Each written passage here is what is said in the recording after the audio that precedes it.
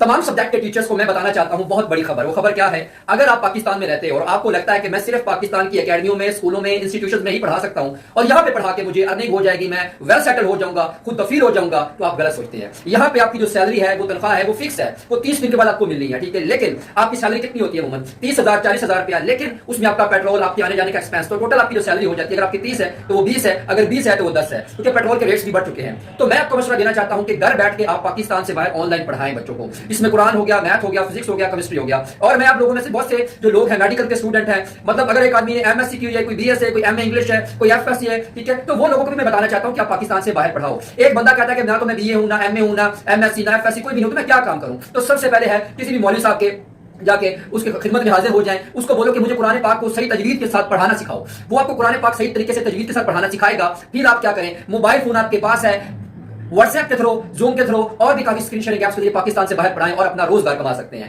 یہ اس کام کے لیے آپ کو اس کام کو سیکھنا پڑے گا. اب قرآن پڑھانا آپ کو آتا ہے، لوگ کہتے ہیں مجھے قرآن پڑھانا آتا ہے، کیا یہ کافی ہے؟ یہ کافی نہیں ہے. قرآن آپ پڑھا سکتے ہو، ویل اینڈ گڈ، لیکن اس فیلڈ میں، اس ڈپارٹمنٹ میں جو ریڑھ کی ہڈی ہے، وہ ریڑھ کی ہڈی ہے آن لائن ٹیچنگ کرنا، مطلب اسٹوڈنٹس بنانا، چاہے قرآن کے، میتھ کے، فزکس کے. اگر آپ زیادہ ایجوکیٹڈ نہیں ہو، آپ کو ڈر لگتا ہے کہ میں زیادہ پڑھا لکھا نہیں ہوں، تو آپ کو کیا کام کرنا ہے؟ آپ کو قرآن پاک سے اسٹارٹ کرنا ہے. جتنے سبجیکٹس آپ کو زیادہ آئیں گے اتنا ہی زیادہ آپ کا فائدہ ہوگا. فرض کرو کہ میرے پاس کچھ ایسے لوگ بھی آتے ہیں، ٹھیک ہے، وہ کیا کام کرتے ہیں؟ وہ کہتے ہیں کہ میں قرآن بھی پڑھا لیتا ہوں، میں میتھ بھی پڑھا لیتا ہوں، میں فزکس بھی پڑھا لیتا ہوں، کیمسٹری پڑھا لیتا ہوں، سارا کچھ پڑھا لیتا ہوں. تو وہ بندہ پھر ہیرو اس فیلڈ کا. کیونکہ فرض کرو ایک بچہ آیا ہے ہمارے پاس باہر کا، چلو وہ لندن کا کر لیں، چاہے یو کے کا، سوری اس کا ناروے کا کر لیں، ٹھیک ہے، وہاں کا وہ ہے. اب اس بچے نے میتھ بھی پڑھنی ہے، قرآن بھی پڑھنا ہے، تو آپ اس سے ہر سبجیکٹ کے الگ الگ چارجز لے سکتے ہیں. ایک بچے سے آپ کہیں 50 60 70 ہزار روپے بھی لے سکتے ہیں. اور اگر آپ کے پاس 8 10 باہر کے بچے ہوں تو آپ خود سمجھدار ہیں کہ آپ کی ارننگ کس لیول پہ آ سکتی ہے. تو Quran teaching, math teaching, physics, chemistry یہ پڑھائیں. مجھ سے جو لوگ رابطہ کر رہے ہیں وہ آلریڈی ویل سیٹلڈ ہیں. Doctors, M B B S جو ہاسپٹلس میں جاب پرووائڈ کریں، وہ بھی مجھ سے اس رابطے میں ہیں. تو میں آپ کو یہ بات بتانا چاہتا ہوں کہ اس کام میں فل فور ہے. پاکستان کے حالات ایسے ہی رہیں گے میرے بھائی. پچھلے 2 4 سال کے حالات دیکھ لیں، ملک کے اسٹیبل ہی نہیں ہو رہا. کبھی کوئی مسئلہ تو کبھی کوئی مسئلہ، تو کبھی کوئی پرابلم، تو کبھی کوئی پرابلم.